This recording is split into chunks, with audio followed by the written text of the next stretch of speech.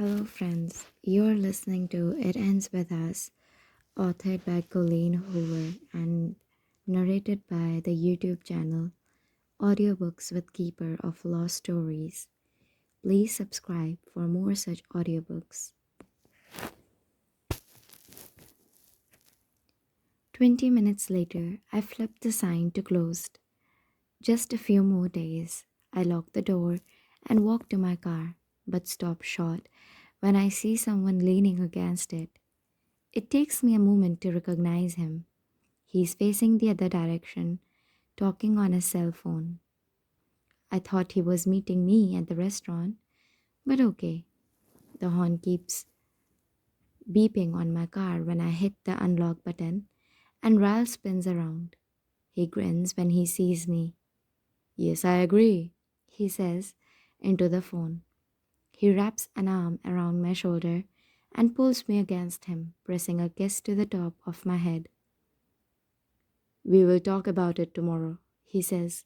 Something really important just came up. He hangs up the phone and slides it into his pocket. Then he kisses me. It's not a hello kiss, it's an I have been thinking about you non-stop kiss. He wraps both arms around me and spins me until I'm backed up against my car, where he continues to kiss me until I start to feel dizzy again. When he pulls back, he's looking down at me appreciatively. You know which part of you drives me the craziest? He brings his fingers to my mouth and traces my smile. These, he says, your lips. I love how they are as red as your hair, and you don't even have to wear lipstick. I grin and kiss his fingers. I better watch you around, my mom, then because everyone says we have the same mouth. He pauses his fingers against my lips and he stops smiling. Lily, just no. I laugh and open my door. Are we taking separate cars? He pulls the door open for me the rest of the way and says, I'm an Uber here from work. We'll ride together. My mother is already seated at a table when we arrive. Her back is to the door as I lead the way. I'm instantly impressed by the restaurant. My eyes are drawn to the warm, neutral colors painted on the walls and the almost full-size tree in the middle of the restaurant. It looks like it's growing straight out of the floor, almost as if the entire restaurant was designed around the tree. Ryle follows closely behind me with his hand on my lower back.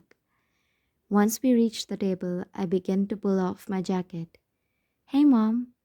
She looks up from her phone and says, Oh, hey, honey. She drops her phone in her purse and waves her hand around the restaurant. I already love it. Look at the lighting, she says, pointing up.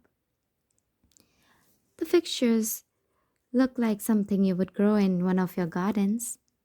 That's when she notices Ryle, who is standing patiently next to me as I slide into the booth. My mother smiles at him and says, We'll take 2 waters for now, please. My eyes dart to Ryle and then back to my mother. Mom, he's with me. He's not the waiter. She looks up at Ryle again with confusion. He just smiles and reaches out his hand. Honest mistake, ma'am. I'm Ryle Kincaid. She returns the handshake, looking back and forth between us. He releases her hand and slides into the booth. She looks a little flustered when she finally says, Jenny Bloom, nice to meet you. She places her attention back on me and raises an eyebrow. A friend of yours, Lily? I can't believe I'm not a better prepared for this moment. What in the heck do I introduce him as? My trial run? I can't say boyfriend, but I can't very well say friend. Prospect seems a little dated. Ryle notices my pause, so he puts his hand on my knee and squeezes reassuringly. My sister works for Lily, he says. Have you met her, Elisa? My mother leans forward in her booth and says, "Oh, yes, of course. You two look so much alike now that you mention it," she says. "It's the eyes, I think, and the mouth." He nods. "We both favor our mother." My mother smiles at me. "People always say they think Lily favors me." "Yes," he says. "Identical mouths. Uncanny." Ral squeezes my knee under the table again while I try and suppress my laughter. "Ladies, if you will excuse me, I need to head to the gentleman's room." He leans in and kisses me on the side of the head before standing. "If the waiter comes, I will just take water." My mother's eyes follow Ryle as he walks away, and then she slowly turns back to me. She points at me and then to his empty seat. "How come I haven't heard about this guy?" I smile a little. Things are kind of. It's not really. I have no idea how to explain our situation to my mother. He works a lot, so we haven't really spent that much time together at all. This is actually the first time we have been to dinner together. My mother raises an eyebrow. "Really?" she says, leaning back in her seat. "He sure doesn't treat it like that. I mean, he seems comfortably affectionate with you. Not normal behavior with someone you've just met." "We did not just meet," I say. "It's been almost a year since the first time I met him, and we have spent time together just not on a date. He works a lot." "Where does he work?" "Massachusetts General Hospital." My mother leans forward and her eyes practically bulge from her head. "Lily!" she hisses. "He's a doctor?" I nod, suppressing my grin. "A neurosurgeon." "Can I get you ladies something a drink?" Waiter asks. "Yeah," I say. "We'll take three," and then I clamp my mouth shut. I stare at the waiter, and the waiter stares back at me. My heart is in my throat. I can't remember how to speak. "Lily," my mother says. She flicks her hand toward the waiter. "He's waiting for your drink order." I shake my head and begin to stutter. Uh, um, "Three waters," my mother says, interrupting my fumbled words. The waiter snaps out of his trance long enough to tap his pencil on his pad of paper. "Three waters," he says. "Got it." He turns and walks away, but I watch as he glances back at me before pushing through the doors to the kitchen. My mother leans forward and says, "What in the world is wrong with you?" I point over my shoulder. "The waiter," I say, shaking my head. "He looked exactly like—" I'm about to say Atlas Corrigan when Ryle walks up and slides back into the seat. He glances back and forth between us. "What did I miss?" I swallow hard, shaking my head. Surely that wasn't really Atlas. But those eyes, his mouth. I know it's been years since I saw him, but I will never forget what he looked like. It had to be him. I know it was, and I know he recognized me too, because the second our eyes met, it looked like he had seen a ghost. "Lily," Ryle says, squeezing my hand. "You okay?" I nod and force a smile, then clear my throat. "Yep, we were just talking about you," I say, glancing back at my mother. "Ryle assisted in an 18-hour surgery this week." My mother leans forward with interest. Ryle begins to tell her all about the surgery. Our water arrives, but it's a different waiter this time. He asks if we have had a chance to go over the menu and then tells us the chef's specials. The three of us order our food, and I'm doing everything I can to focus. But my attention is all over the restaurant, looking for Atlas. I need to regroup. After a few minutes, I lean over to Ryle. "I need to run to the restroom." He stands up to let me out, and my eyes are scanning the face of every waiter as I make my way across the room. I push through the door to the hallway that leads to the restrooms. As soon as I'm alone, my back meets the wall of the hallway. I lean forward and release a huge breath. I decide to take a moment and regain my composure before heading back out there. I bring my hands up to my forehead and close my eyes. For 9 years, I have wondered what happened to him. Years. Lily? I glance up and second a breath. He is standing at the end of the hallway like a ghost straight out of the past.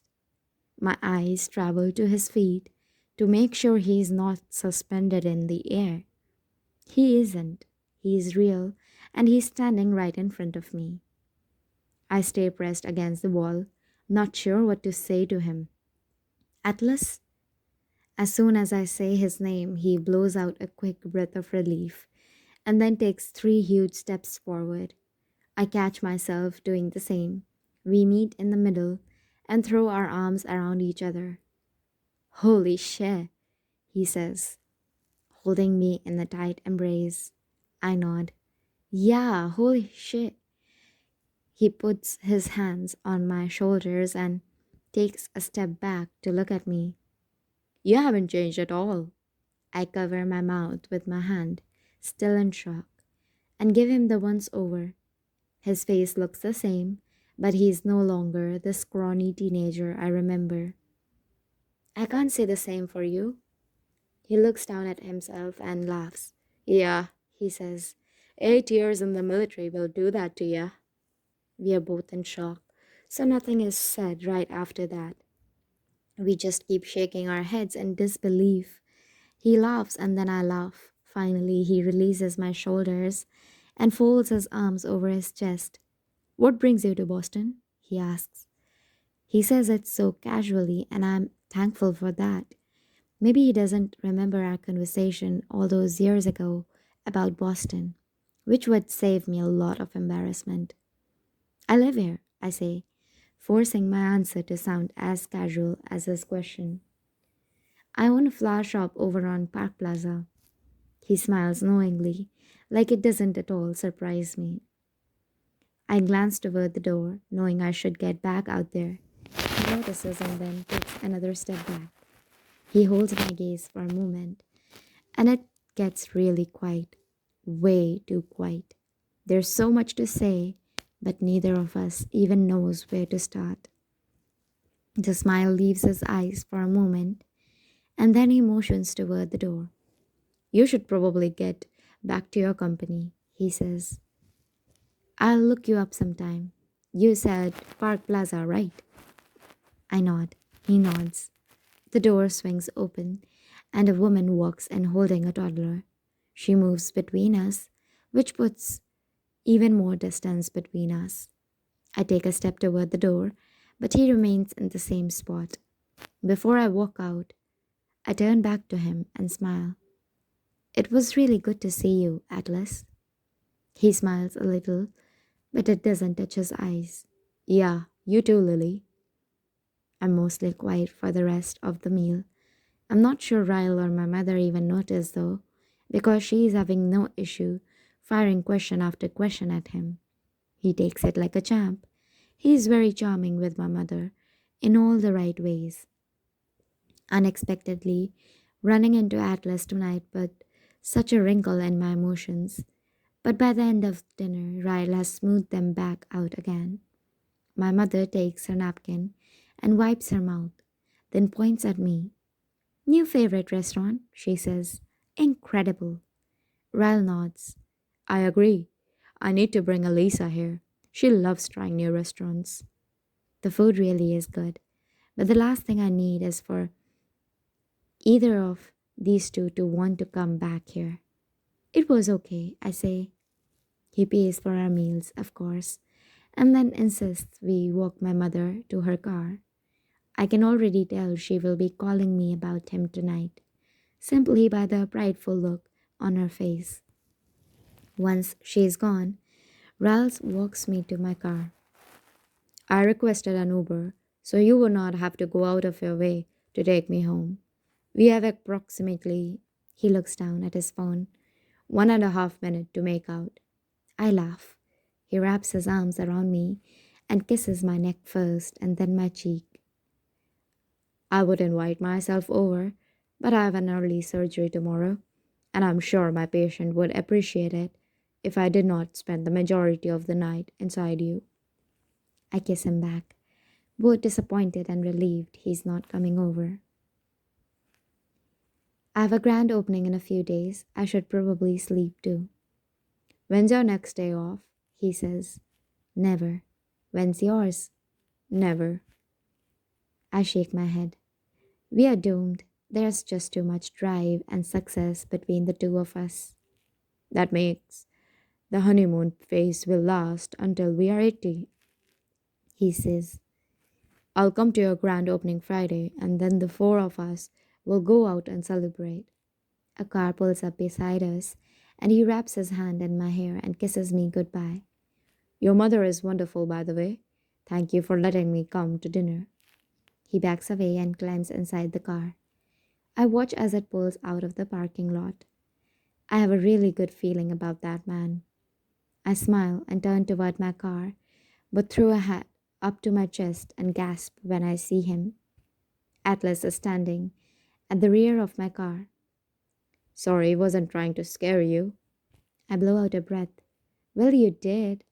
I lean against the car and Atlas stays where he is, 3 feet away from me. He looks out at the street. So, who's the lucky guy? He's. My voice falters. This is also weird. My chest is still constricted and my stomach is flipping, and I can't tell if it's leftover nerves from kissing Ryle or if it's the presence of Atlas. His name is Ryle. We met about a year ago. I instantly regret saying we met that long ago. It makes it sound like Ryle and I have been dating that long, and we aren't even officially dating. What about you? Married? Have a girlfriend? I'm not sure if I'm asking to extend the conversation he started or if I'm genuinely curious. I do actually. Her name is Casey. We have been together almost a year now. Heartburn. I think I have a heartburn. A year? I place my hand on my chest and nod. That's good. You seem happy. Does he seem happy? I have no idea. Yeah, well, I'm really glad I got to see you, Lily. He turns around to walk away, but then spins and faces me again, his hands shoved in his back pockets. I will say, I kind of wish this could have happened a year ago. I wince at his words, trying not to let them penetrate. He turns and walks back toward the restaurant. I fumble with my keys and hit the button to unlock the car. I slide in and pull the door shut, gripping the steering wheel. For whatever reason, a huge tear falls down my cheek. A huge, pathetic, what the hell is this wetness tear? I swipe at it and push the button to start my car. I did not expect to feel this hurt after seeing him, but it's good. This happened for a reason. My heart needed closure, so I can give it to Ryle. But maybe I could not do that until this happened. This is good. Yes, I'm crying, but it will feel better. This is just human nature, healing an old wound to prepare for a fresh new layer. That's all. Chapter 11. I curl up in my bed and stare at it. I'm almost finished with it. There aren't very many more entries. I pick up the journal and place it on the pillow beside me. I'm not going to read you, I whisper. Although if I read what's left, I will be finished. Having seen Atlas tonight and knowing he has a girlfriend and a job and more than likely a home is enough closure I need on that chapter. And if I just finish the damn journal, I can put it back in the shoebox and never have to open it again. I finally pick it up and roll onto my back. Ellen DeGeneres, you are such a bee. Dear Ellen, just keep swimming. Recognize that quote, Ellen? It's what Dory says to Marlin in Finding Nemo. Just keep swimming, swimming, swimming. I'm not a huge fan of cartoons, But I will give you props for that one. I like cartoons that can make you laugh, but also make you feel something. After today, I think that's my favorite cartoon because I've been feeling like drowning lately, and sometimes people need a reminder that they just need to keep swimming. Atlas got sick, like really sick. He has been crawling through my window and sleeping on the floor for a few nights in a row now. But last night I knew something was wrong as soon as I looked at him. It was a Sunday, so I had not seen him since the night before, but he looked awful. His eyes were bloodshot, his skin was pale, and even though it was cold, his hair was sweaty. I did not even ask if he was feeling okay. I already knew he wasn't. I put my hand on his forehead and he was so hot. I almost yelled for my mother. He said, "I will be fine, Lily." And then he started to make his pallet on the floor. I told him to wait there and then I went to the kitchen and poured him a glass of water. I found some medicine in the cabinet. It was flu medicine and I wasn't even sure if that's what was wrong with him. But I made him take some anyway. He lay there on the floor, curled up into a ball, when about half an hour later he said, "Lily, I think I'm gonna need a trash can." I jumped up and grabbed the trash can from under my desk and knelt down in front of him. As soon as I set it down, he hunched over it and started throwing up. God, I felt bad for him. Being so sick and not having a bathroom, or a bed, or a house, or a mother. All he had was me, and I did not even know what to do for him. When he was finished, I made him drink some water and then I told him to get on the bed. He refused, but I wasn't having it. I put the trash can on the floor next to the bed and made him move to the bed. He was so hot and shaking so bad, I was just scared to leave him on the floor. I lay down next to him, and every hour for the next 6 hours, he continued getting sick. I kept having to take the trash can to the bathroom to empty it out. I'm not gonna lie, it was gross. The grossest night I've ever had. But what else could I do? He needed me to help him, and I was all he had. When it came time for him to leave my room this morning, I told him to go back to his house and I would be over to check on him before school. I'm surprised he even had the energy to crawl out of my window. I left the trash can next to my bed and waited for my mom to come and wake me. When she did, she saw the trash can and immediately held her hand to my forehead. "Lily, are you okay?" I groaned and shook my head. "No, I was up all night, sick. I think it's over now, but I haven't slept." She picked up the trash can and told me to stay in bed, that she would call the school and let them know I wasn't coming. After she left for work, I went and got Atlas and told him he could stay with me at the house all day.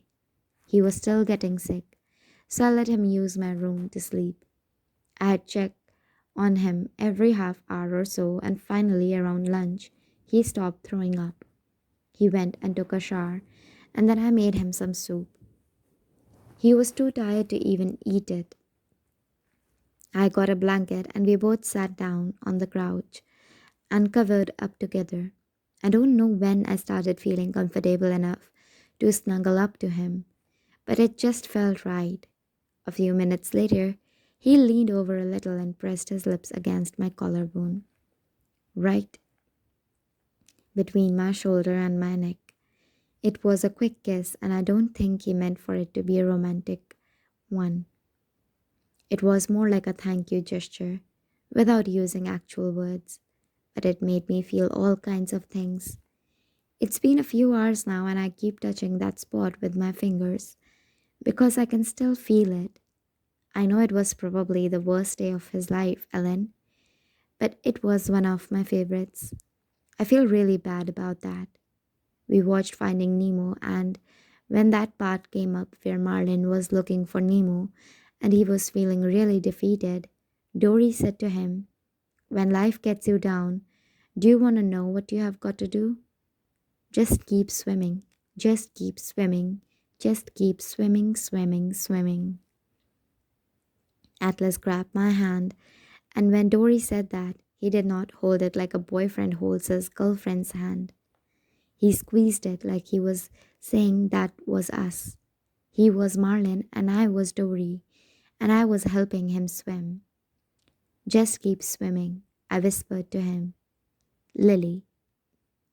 Dear Ellen, I'm scared. So scared. I like him a lot. He is all I think about when we are together, and I feel worried sick about him when we are not. My life is beginning to revolve around him, and that's not good, I know. But I can't help it, and I don't know what to do about it. And now he might leave. He left after we finished watching Finding Nemo yesterday, and then when my parents went to bed, he crawled in my window last night. He had slept in my bed the night before because he was sick, and I know I should not have done it, but I put his blankets in the washing machine right before I went to bed. He asked where his pallet was, and I told him he would have to sleep on the bed again because I wanted to wash his blankets and make sure they were clean so he would not get sick again. For a minute, it looked like he was going to go back out the window, but then he shut it and took off his shoes and crawled in the bed with me. He wasn't sick anymore, but when he laid down, I thought maybe I'd gotten sick because my stomach felt queasy. But I wasn't sick. I just always feel queasy when he's that close to me. We were facing each other on the bed when he said, When do you turn 16? 2 more months, I whispered. We just kept staring at each other, and my heart was beating faster and faster. When do you turn 19? I asked, just trying to make conversation. So he could not hear how hard I was breathing. Not until October, he said. I nodded. I wondered why he was curious about my age, and it made me wonder what he thought about 15-year-olds. Did he look at me like I was just a little kid, like a little sister? I was almost 16, and 2.5 years apart in age isn't that bad. Maybe when two people are 15 and 18, it might seem a little too far apart, but once I turned 16, I bet no one would even think twice about a 2.5 year age difference. I need to tell you something, he said. I held my breath, not knowing what he was going to say. I got in touch with my uncle today. My mom and I used to live with him in Boston. He told me once he gets back from his work trip, I can stay with him. I should have been so happy for him in that moment. I should have smiled and told him congratulations, but I felt all of the immaturity of my age when I closed my eyes and felt sorry for myself. Are you going? I asked. He shrugged. I don't know. I wanted to talk to you about it first. He was so close to me on the bed. I could feel the warmth of his breath. I also noticed he smelled like mint, and it made me wonder if he uses bottled water to brush his teeth before he comes over here. I always send him home every day with lots of water. I brought my hand up to the pillow and started pulling at a feather sticking out of it. When I got it all the way out, I twisted it between my fingers. I don't know what to say, Atlas. I'm happy you have a place to stay, but what about school? I could finish down there, he said. I nodded. It sounded like he already made up his mind. When are you leaving?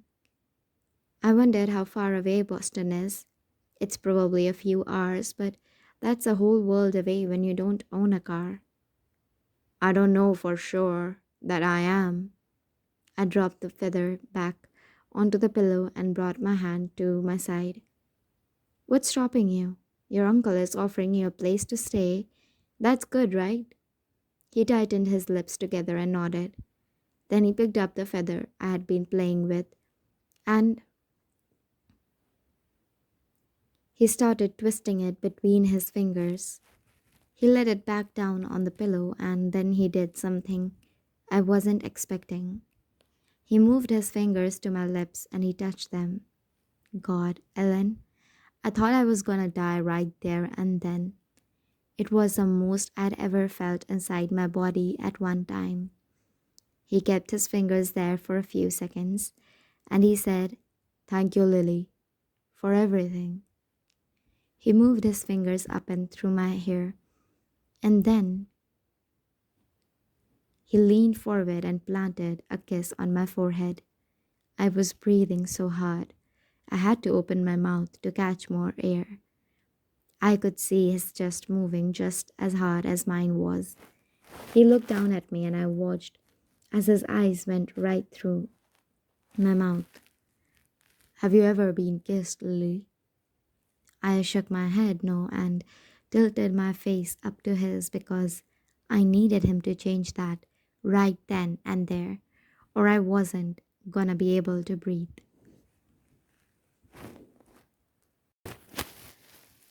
Then, almost as if I were made of eggshells, he lowered his mouth to mine and just rested it there.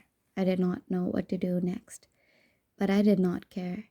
I did not care if we just stayed like that all night and never even moved our mouths. It was everything. His lips closed over mine, and I could kind of feel his hand shaking. I did what he was doing and started to move my lips like he was. I felt the tip of his tongue brush across my lips once, and I thought my eyes were about to roll back in my head. He did it again and then a third time. So I finally did it too. When our tongues touched for the first time, I kind of smiled a little because I had thought about my first kiss a lot, where it would be, who it would be with. Never in a million years did I imagine it would feel like this. He pushed me on my back and pressed his hand against my cheek and kept kissing me. It just got better and better as I grew more comfortable. My favorite moment was when he pulled back for a second and looked down at me, then came back even harder. I don't know how long we kissed. A long time. So long my mouth started to hurt and my eyes could not stay open. When we fell asleep, I'm pretty sure his mouth was still touching mine. We did not talk about Boston again. I still don't know if he's leaving. Lily. Dear Ellen, I need to apologize to you. It's been a week since I've written to you and a week since I've watched your show. Don't worry, I still record it so you'll get the ratings. But every day we get off the bus, Atlas takes a quick shower, and then we make out. Every day. It's awesome. I don't know what it is about him, but I feel so comfortable with him. He's so sweet and thoughtful. He never does anything I don't feel comfortable with. But so far, he hasn't tried anything I don't feel comfortable with. I'm not sure how much I should divulge here, since you and I have never met in person. But let me just say that if he's ever wondered what my boobs feel like, now he knows. I can't for the life of me figure out how people function from day to day when they like someone this much. If it were up to me, we would kiss all day and all night and do nothing in between, except maybe talk a little. He tells funny stories. I love it when he's in a talkative mood because it doesn't happen very often. But he uses his hands a lot. He smiles a lot too. And I love his smile, and even more than I love his kiss. And sometimes I just tell him to shut up and stop smiling or kissing or talking so I can stare at him. I like looking at his eyes. They are so blue that he could be standing across a room and a person could tell how blue his eyes were. The only thing I don't like about kissing him sometimes is when he closes his eyes. And no, We still haven't talked about Boston. Lily. Dear Ellen, yesterday afternoon, when we were riding the bus, Atlas kissed me. It wasn't anything new to us, because we had kissed a lot by this point, but it's the first time he ever did it in public. When we are together, everything else just seems to fade away. So I don't think he even thought about other people noticing. But Katie noticed. She was sitting in the seat behind us, and I heard her say, "Cross," as soon as he leaned over and kissed me. She was talking to the girl next to her when she said, "I can't believe Lily lets him touch her. He wears the same clothes almost every day." Ellen, I was so mad. I also felt awful for Atlas.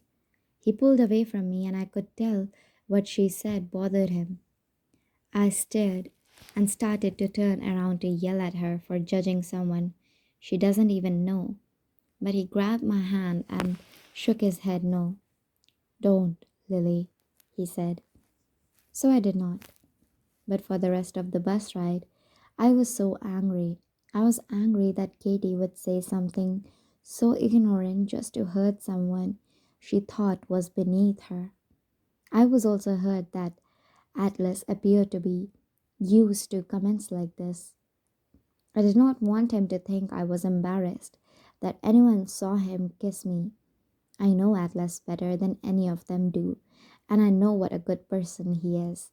No matter what his clothes look like or that he used to smell before he started using my shower. I leaned over and kissed him on the cheek and then rested my head on his shoulder. "You know what?" I said to him.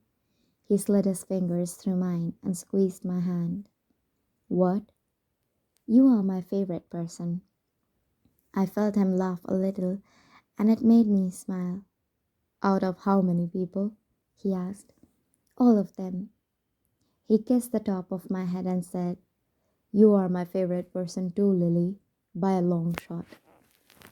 When the bus came to a stop on my street, he did not let go of my hand. When we started to walk off, he was in front of me in the aisle and I was walking behind him, so he did not see it when I turned around and flipped off Katie. I probably should not have done it, but the look on her face made it worth it. When we got to my house, he took the house key out of my hand and unlocked my front door. It was weird seeing how comfortable he is at my house now. He walked in and locked the door behind us. That's when we noticed the electricity in the house wasn't working. I looked out the window and saw a utility truck down the street working on the power lines. So that meant we could not watch your show.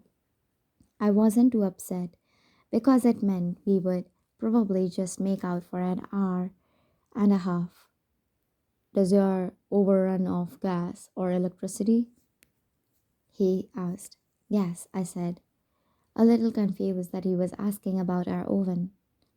He kicked off his shoes and he started walking toward the kitchen. "I'm going to make you something," he said. "You know how to cook?" He opened the refrigerator and started moving things around. "Yep, I probably love to cook as much as you love to grow things." He took a few things out of the refrigerator and preheated the oven. I leaned against the counter and watched him. He wasn't even looking at the recipe. He was just pouring things into bowls and mixing them without even using a measuring cup. I had never seen my father lift a finger in the kitchen. I'm pretty sure he wouldn't even know how to preheat our oven. I kind of thought most men were like that, but watching Atlas work his way around my kitchen proved me wrong. "What are you making?" I asked him. I pushed my hands on the island and hoisted myself onto it. "Cookies," he said. He walked the bowl over to me and stuck a spoon in the mixture. He brought the spoon up to my mouth, and I tasted it. One of my weaknesses is cookie dough, and this was the best I'd ever tasted. "Oh, wow," I said, licking my lips. He set the bowl down beside me and then leaned in and kissed me. Cookie dough and Atlas's mouth mixed together is like heaven. In case you are wondering, I made a noise deep in my throat that let him know how much I liked the combination, and it made him laugh. But he did not stop kissing me. He just laughed through the kiss, and it completely melted my heart. A happy Atlas was near mind blowing. It made me want to uncover every single thing about this world that he likes and give it all to him. When he was kissing me, I wondered if I loved him. I've never had a boyfriend before and have nothing to compare my feelings to. In fact, I've never really wanted a boyfriend or a relationship until Atlas. I'm not growing up in a household with a great example of how a man should treat someone he loves. So I've always held on to an unhealthy amount of distrust when it comes to relationships and other people. There have been times I have wondered if I could ever allow myself to trust a guy. For the most part, I hate men because the only example I have is my father. But spending all this time with Atlas is changing me. Not in a huge way, I don't think. I still distrust most people, but Atlas is changing me enough to believe that maybe he's an exception to the norm. He stopped kissing me and picked up the bowl again. He walked it over to the opposite counter and started spooning dough into two cookie sheets. You want to know a trick to cooking with a gas oven? He asked. I'm not sure I really ever cared about cooking before, but he somehow made me want to know everything he knew. It might have been how happy he looked when he talked about it. Gas ovens have hot spots, he said, as he opened the oven door and put the cookie sheets inside. You have to be sure and rotate the pans so they will cook evenly. He closed the door and pulled the oven mitt off his hand. He tossed it on the counter. A pizza stone helps too. If you just keep it in the oven, even when you aren't baking pizza, it helps eliminate the hot spots. He walked over to me and placed his hands on either side of me. The electricity kicked on right as he was pulling down the collar of my shirt. He kissed the spot on my shoulder. He always loves kissing and slowly slid his hands up my back. I swear, sometimes when he's not even here, I can still feel his lips on my collarbone. He was about to kiss me on the mouth when we heard a car pull up into the driveway and the garage door start to open. I jumped off the aisle and looked around the kitchen frantically. His hands went up to my cheeks and he made me look at him. Keep an eye on the cookies. They will be finished in about 20 minutes. He pressed his lips to mine and then released me, rushing to the living room to grab his backpack. He made it out the back door right when I heard the engine to my father's car shut off. I started gathering all the ingredients together when my father walked into the kitchen from the garage. He looked around and then saw the light on in the oven. Are you cooking? He asked. I nodded because my heart was beating so fast. I was scared he would hear the trembling in my voice if I responded out loud.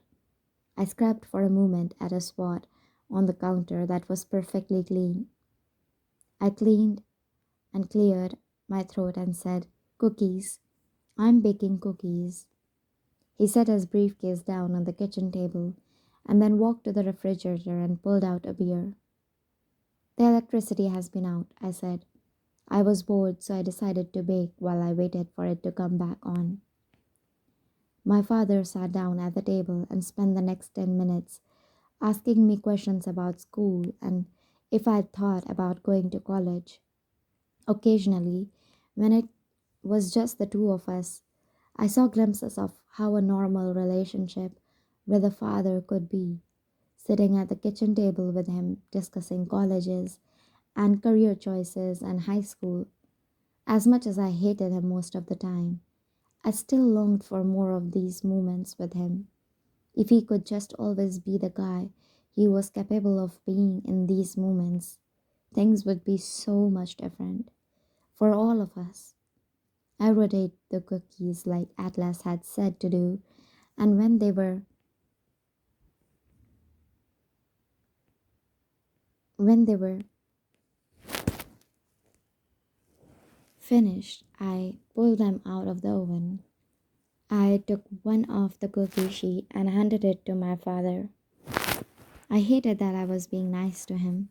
It almost felt like I was wasting one of Atlas's cookies. Wow, my father said. These are great, Lily. I forced a thank you, even though I did not make them. I could not very well tell him that, though.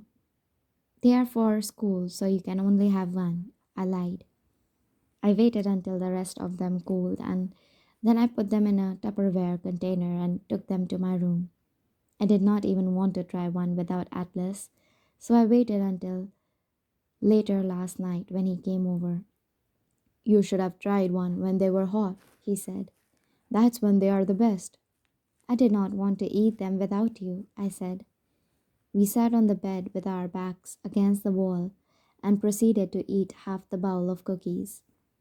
I told him they were delicious, but failed to tell him they were by far the greatest cookies I'd ever eaten. I did not want to inflate his ego. I kind of liked how humble he was.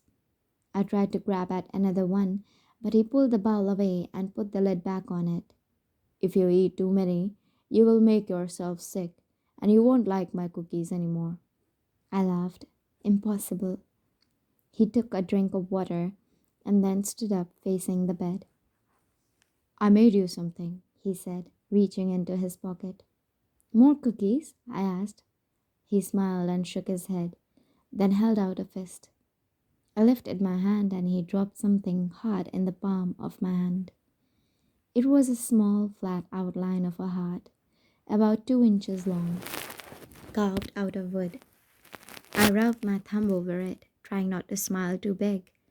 It wasn't an anatomically correct heart, but it also did not look like the hand drawn hearts. It was uneven and hollow in the middle. You made this? I asked, looking up at him. He nodded. I carved it with an old whittling knife I found at the house. The ends of the heart weren't connected. They just carved in a little, leaving a little space at the top of the heart. I did not even know what to say. I felt him sit back down on the bed, but I could not stop looking at it long enough to even thank him. I carved it out of a branch, he said, whispering, from the oak tree in your backyard. I swear, Ellen, I never thought I could love someone and something so much. Or maybe what I was feeling wasn't for the gift, but for him. I closed my fist around the heart and then leaned over and kissed him so hard he fell back into the bed. I threw my leg over him and straddled him, and he grabbed my waist and grinned against my mouth. I'm gonna carve you a damn house out of that oak tree if this is the reward I get, he whispered. I laughed. You have to stop being so perfect, I told him. You're already my favorite person, but now you are making it really unfair to all the other humans because no one will ever be able to catch up to you. He brought his hand to the back of my head and rolled me until I was on my back and he was the one on top. Then my plan is working, he said, right before kissing me again. I held on to the heart while we kissed, wanting to believe it was a gift for no reason at all. But a part of me was scared it was a gift to remember him by when he leaves for Boston. I did not want to remember him. If I had to remember him, it would mean he wasn't a part of my life anymore.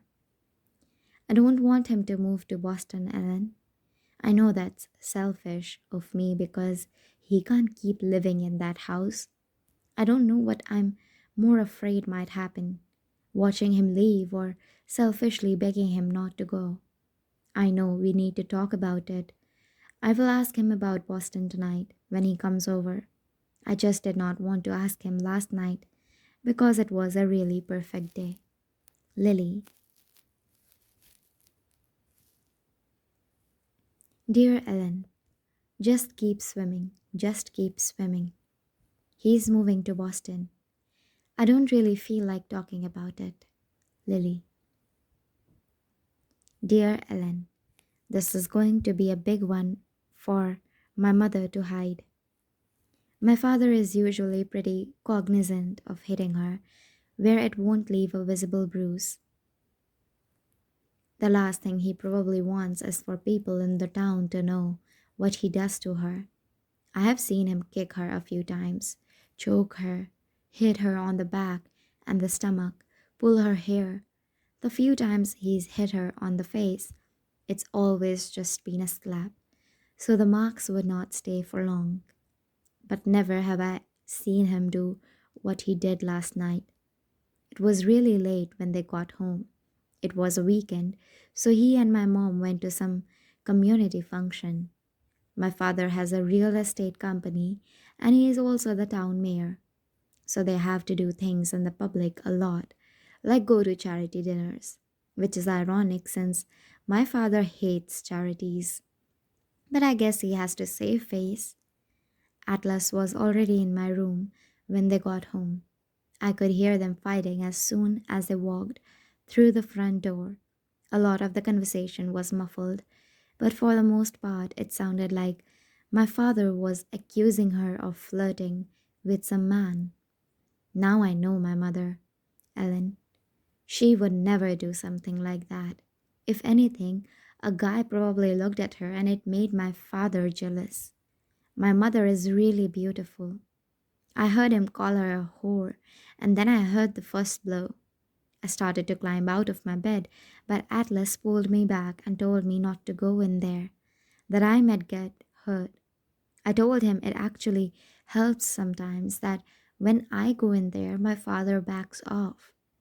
Atlas tried to talk me out of it, but finally I got up and went out into the living room. Ellen, I just. He was on top of her. They were on the couch, and he had his hand around her throat, but his other hand was pulling up her dress. She was trying to fight him off, and I just stood there frozen. She kept begging him to get off her, and then he hit her right across the face and told her to shut up. I'll never forget his words when he said, "You want attention? I'll give you some effing attention." And that's when she got real still and stopped fighting him. I heard her crying, and then she said, "Please be quiet. Lily's hair." She said, "Please be quiet. Please be quiet while you rape me, dear." Ellen, I did not know one human was capable of feeling so much hate inside one heart. And I'm not even talking about my father. I'm talking about me. I walked straight to the kitchen and I opened a drawer. I grabbed the biggest knife I could find, and I don't know how to explain it.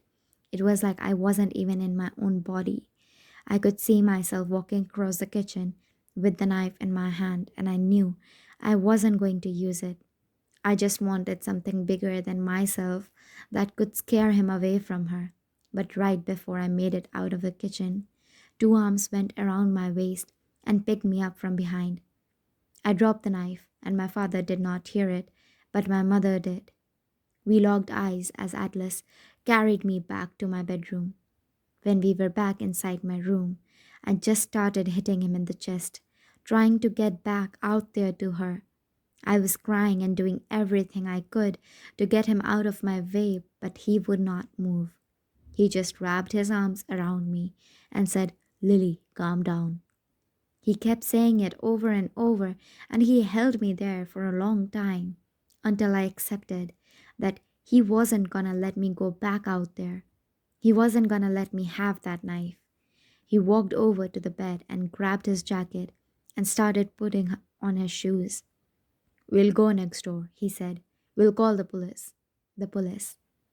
My mother had warned me not to call the police in the past. She said it could jeopardize my father's career, but in all honesty, I did not care at that point. I did not care that he was a mayor or that everyone who loved him did not know the awful side of him. The only thing I cared about was helping my mother So I pulled on my jacket and went to the closet for a pair of shoes. When I stepped out of my closet, Atlas was staring at my bedroom door. It was opening. My mother stepped inside and quickly shut it, locking it behind her. I will never forget what she looked like. She had blood coming down from her lip. Her eye was already starting to swell, and she had a clamp of hair just resting on her shoulder. She looked at Atlas and then me. I did not even take a moment to feel scared that she caught me in my room with a boy. I did not care about that. I was just worried about her. I walked over to her and grabbed her hands and walked her to my bed. I brushed the hair off her shoulder and then from her forehead. He's gonna go call the police, Mom, okay? Her eyes grew real wide and she started shaking her head. No, she said. She looked over at Atlas and said, You can't. No. He was already at the window about to leave, so he stopped and looked at me. He's drunk, Lily, she said. He heard your door shut, so he went to our bedroom. He stopped.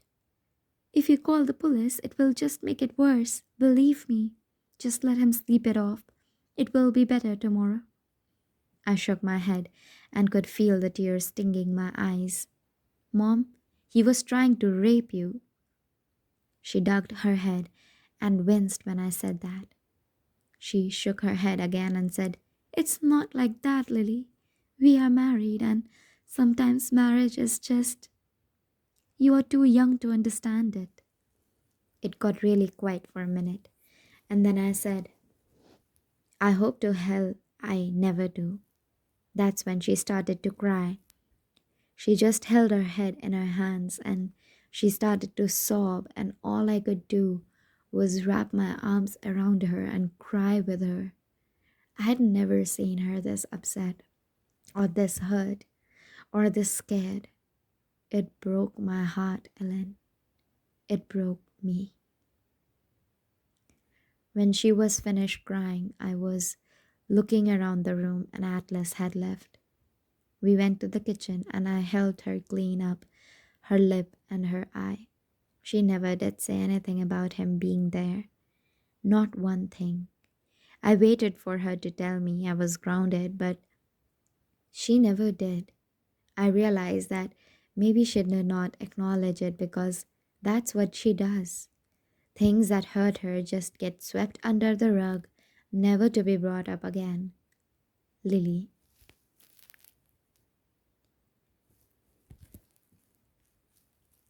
Dear Ellen, I think I'm ready to talk about Boston now. He left today. I have shuffled my deck of cards so many times. My hands hurt. I'm scared if I don't get out how I feel on paper, I'll go crazy holding it all in. Our last night didn't go over so well. We kissed a lot at first, but we were both too sad to really care about it. For the second time in 2 days, he told me he had changed his mind and that he wasn't leaving.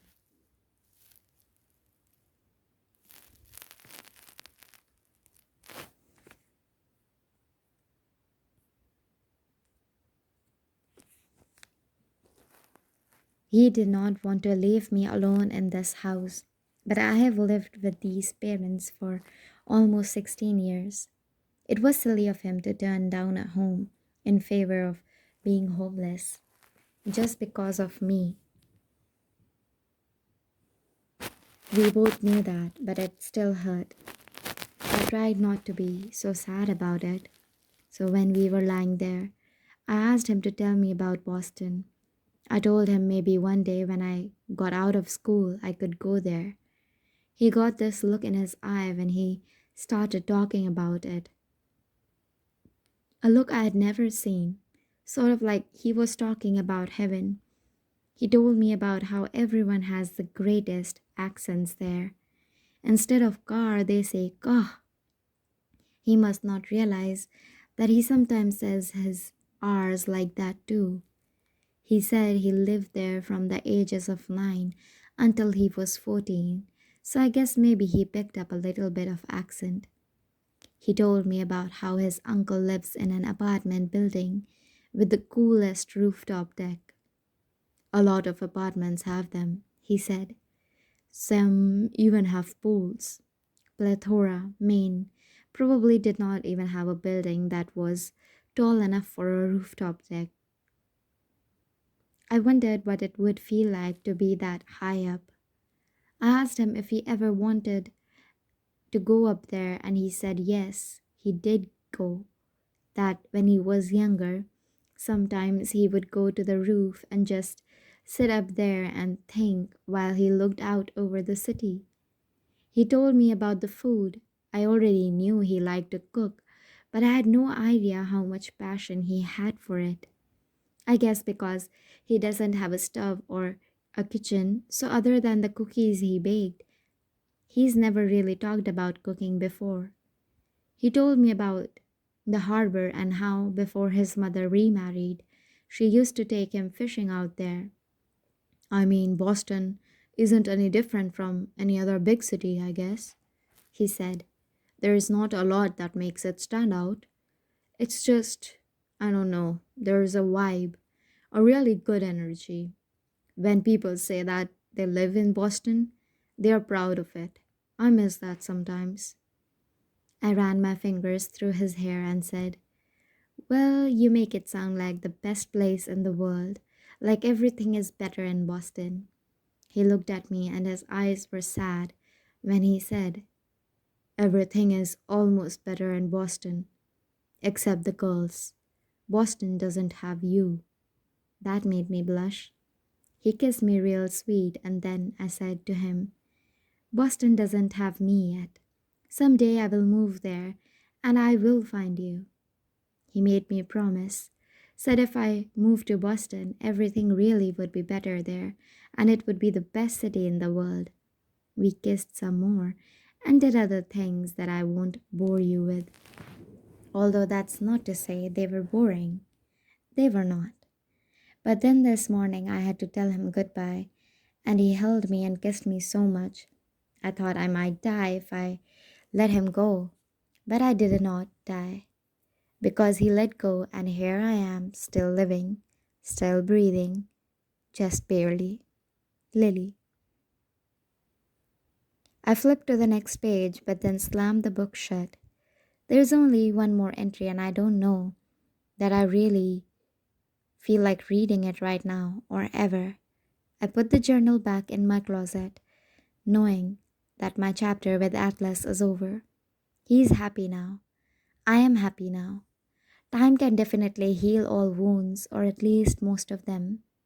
I turn off my lamp and then pick up my phone to plug it in. I have two missed text messages from Ryle and one from my mother. Ryle, hey, naked truth commencing in 3 2. I was worried that being in a relationship would add to my responsibilities.